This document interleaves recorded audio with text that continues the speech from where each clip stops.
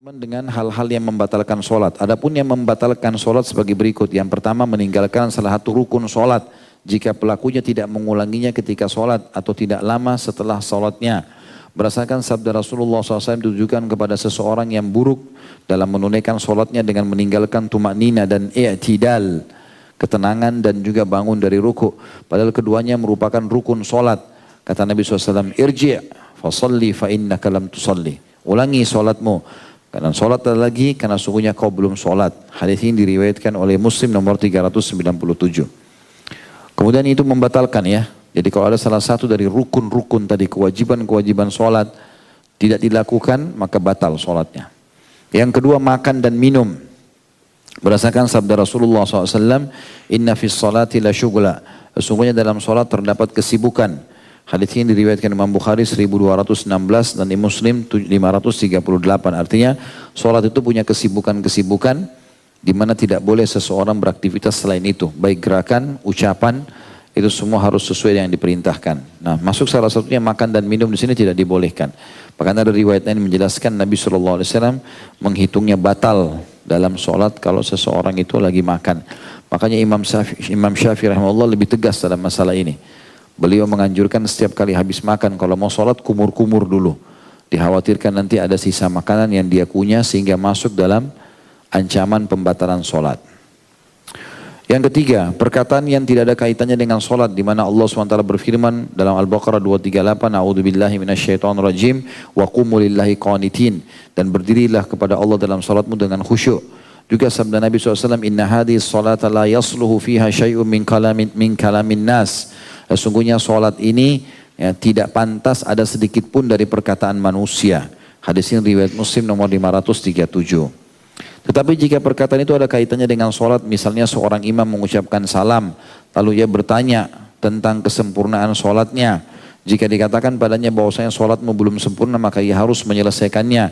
Atau saat imam minta diingatkan bacaannya kena lupa, kemudian makmum mengingatkannya, hal ini tidak menjadi masalah. Karena Rasulullah SAW juga pernah bertanya ketika sedang sholat. Sahabat Dhu Yadain juga pernah bertanya ketika sedang sholat. Tetapi sholat keduanya tidak batal.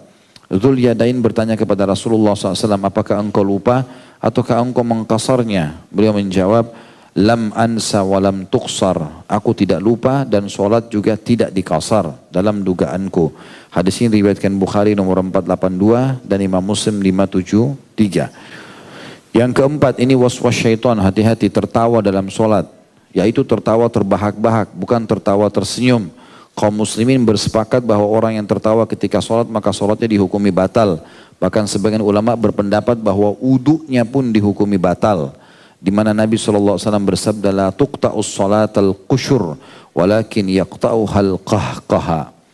Senyuman tidak membatalkan sholat, tapi tertawa yang terbahak-bahak yang akan membatalkan.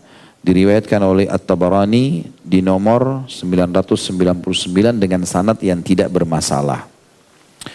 Tinggal 3 poin dari hal-hal yang membatalkan sholat. Yang kelima, melakukan banyak gerakan selain gerakan-gerakan sholat. Karena hal itu menafikan ibadah dan menyibukkan hati dan anggota tubuh dengan hal-hal di luar sholat. Adapun melakukan gerakan yang sekedarnya seperti membetulkan sorban atau maju ke barisan untuk mengisi tempat yang kosong atau mengulurkan tangan pada sesuatu yang dilakukan dengan sekali gerakan, maka itu tidak membatalkan sholat. Berdasarkan sebuah riwayat bahwa suatu ketika Rasulullah SAW sholat sambil menggendong Umamah, cucunya, dan meletakkannya. Padahal saat itu beliau sedang mengimami orang-orang sholat berjamaah. Hadis ini diriwayatkan Bukhari nomor 5996. Umamah yang dimaksud adalah putri Zainab, salah satu putri Rasulullah SAW atau cucu beliau. Dan Imam Bukhari menetapkan bab khusus, bab bolehnya menggendong anak pada saat sholat. Yang keenam, menambah rakaat dengan jumlah yang sama karena lupa. Misalnya, sholat duhur menjadi 8 rakaat, atau sholat maghrib menjadi 6 rakaat, atau sholat subuh menjadi 4 rakaat. Karena lupa yang sangat memungkinkan pelakunya untuk menambah jumlah rakaat sholat hingga 2 kali lipat. Hal itu menunjukkan bahwa pelakunya tidak khusyuk dalam sholatnya. Padahal khusyuk itu merupakan rahasia dan ruh sholat. Sedangkan sholat yang kehilangan ruhnya niscaya dihukumi batal. Artinya kalau teman-teman lupa cuma 1 rakaat, ini 3 atau 4 ya, itu masih umum. Tapi kalau ada orang sholat duhur sampai 8 rakaat, ya, dia lupa kalau dia sudah sholat 4 tadi. Ya, ini berarti sudah tidak khusyuk. Ini disepakati ulama batal udah. Tapi kalau dia lupa 1-2 rakaat masih boleh. Yang ketujuh, teringat sholat sebelumnya. Misalnya seseorang mengerjakan sholat asar, tapi ia teringat bahwasanya ia belum menunaikan sholat duhur. Dalam kondisi demikian maka sholat asarnya dihukumi batal sehingga ia menunaikan sholat duhur terlebih dahulu. Karena berurutan dalam melaksanakan di antara sholat fardu yang 5 merupakan satu kewajiban. Dengan alasan bahwa datangnya perintah sholat dari Allah dalam berurutan di antara sholat fardu yang satu dengan sholat fardu yang lainnya. Jadi tidak boleh mengerjakan suatu sholat sebelum mengerjakan sholat yang sebelumnya yang berurutan langsung dengan sholat yang hendak dikerjakan.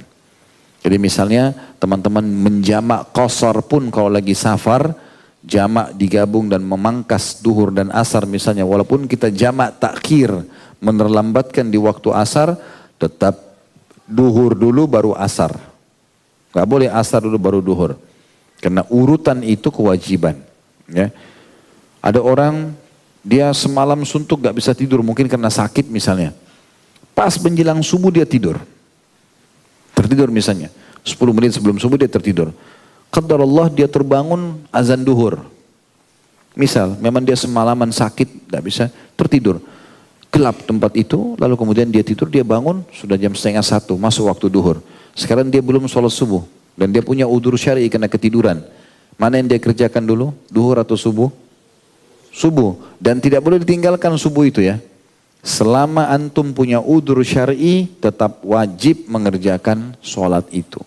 Kalau orang sengaja tinggalkan memang tidak mau sholat subuh, maka itu berbeda. Karena saya pernah temukan begitu, ada di antara jemaah begitu. Oh Ustaz, kalau saya ketiduran sampai 6:30 pagi saya udah nggak sholat subuh. Saya pikir waktunya sudah lewat. Oh nggak boleh, ini ada rincian. Bapak sengaja nggak tinggalin subuh itu. Kalau ketiduran, lupa, tetap wajib sholat. Ya. Tapi kalau dasarnya sengaja memang nggak mau sholat sebelumnya. Tiba-tiba dia masuk masjid waktu duha atau di kantornya ada temannya kasih cuplikan ceramah. Ternyata sholat wajib ya. Tadi saya belum subuh. Memang dia nggak mau subuh nih. Tadinya nggak mau subuh. Sekarang sudah duha. Nggak boleh lagi dia sholat subuh. Karena dia sengaja meninggalkan tanpa udzur keluar dari waktunya. Nah, orang begini nggak ada lagi qadanya. Tapi kalau orang lupa ketiduran tetap wajib mengerjakan masalah itu. Jadi ini insya Allah hal-hal yang berhubungan dengan masalah dimakruhkan kan ya, membatalkan sholat itu sendiri.